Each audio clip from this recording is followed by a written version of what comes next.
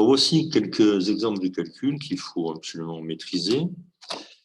Pour cela, il faut avoir de l'entraînement, il faut bien connaître les tables de multiplication, sinon on perd trop de temps pour un calcul simple. Alors, le premier calcul est une addition, le deuxième est une multiplication. Alors, pour l'addition ou pour la soustraction d'ailleurs, on se souvient qu'il faut aligner les virgules. Ici, le nombre de chiffres par les virgules n'est pas le même, mais c'est pas grave. Si on a besoin, on peut rajouter des zéros après le dernier chiffre suivant la virgule. Pas avant. Donc ici, il faut rajouter un zéro.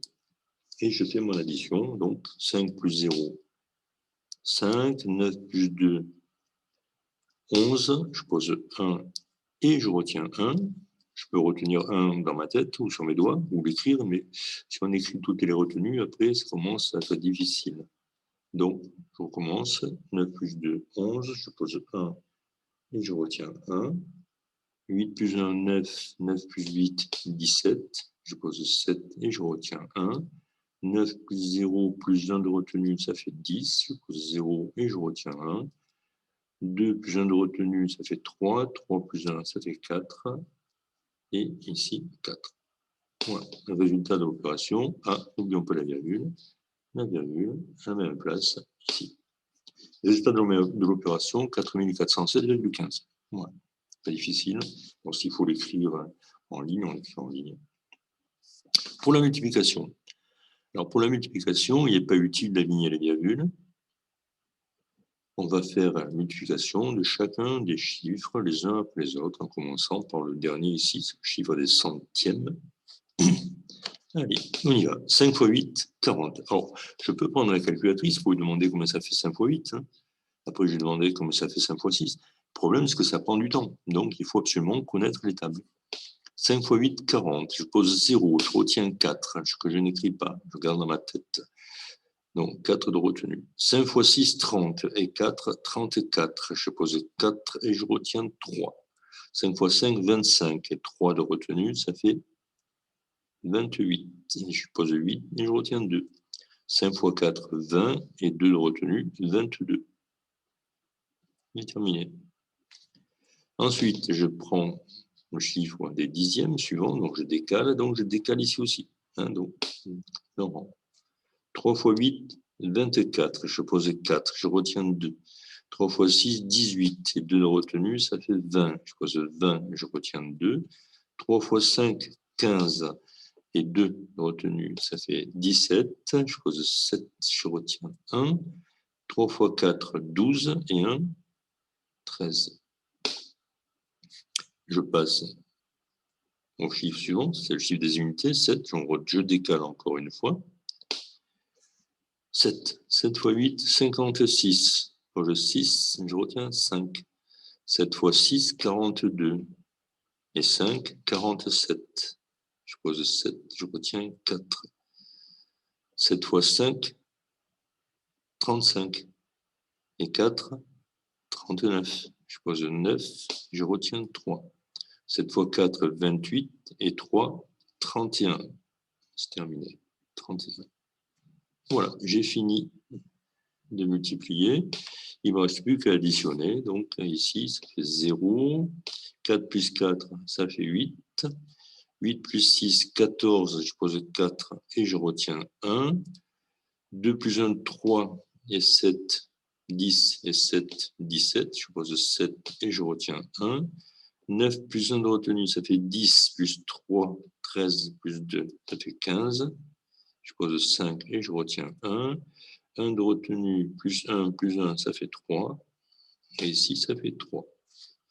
Il faut maintenant placer la virgule. Il est à compter. Il suffit de compter combien il y a de chiffres après la virgule. 1, 2, 3. 1, 2, 3. Résultat, 3357,48. On peut oublier le 0, le 480.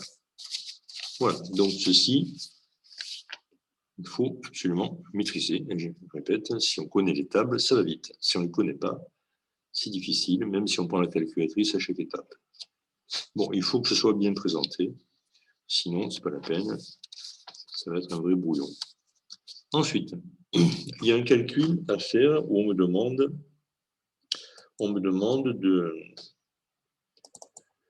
de calculer en détaillant les étapes. Alors ça, je sais que c'est un calcul dans lequel il faut respecter les priorités, et donc il faut que je montre que je respecte les priorités.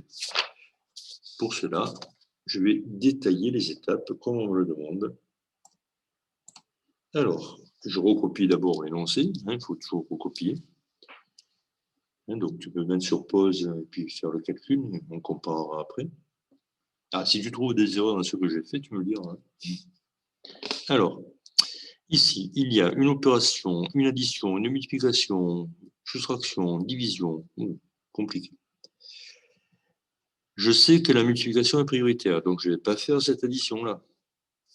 Donc, il faudrait faire la multiplication d'abord. Mais il y a une parenthèse. Donc, la parenthèse, elle impose sa priorité. Donc, il faudrait faire le calcul qui est dans la parenthèse. Mais pour faire ce calcul dans la parenthèse, qu'est-ce que j'ai? Une soustraction et une division. Or, la division est prioritaire. Donc, je sais qu'il va falloir que je commence par la division. Donc, étape numéro 1, je recopie tout ce que je ne fais. Je n'effectue pas 2 fois quoi? 2 fois 12,8 moins, et c'est cette opération qu'il faut faire, 16 divisé par 4, ça fait 4. Je peux prendre la calculatrice, personne ne le saura, mais enfin, 16 divisé par 4, on doit être capable de le savoir. Ensuite, qu'est-ce qu'il me reste? Une addition, une multiplication et une parenthèse. Donc, la parenthèse est prioritaire. Y égale 3,5 plus 2 fois, alors 12,8 moins 4, ça fait 8,8. J'ai effectué la parenthèse. Étape suivante, qu'est-ce que j'ai? Une addition, une multiplication. C'est la multiplication qui est prioritaire, donc je vais l'effectuer. 3,5 plus 2 fois 8,8. Alors, je peux aussi prendre la calculatrice, mais sinon, de tête, 2 fois 8, 16, 2 fois 8, 16, et un de retenu, 17.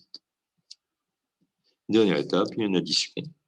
Y égale 3,5 plus 17,6. On peut effectivement prendre la calculatrice, sinon, je le fais de tête aussi. 5 plus 6, ça fait 11. 7 et 3, 10 et 1, 11. Ça doit faire 21,1 si je ne me suis pas trompé.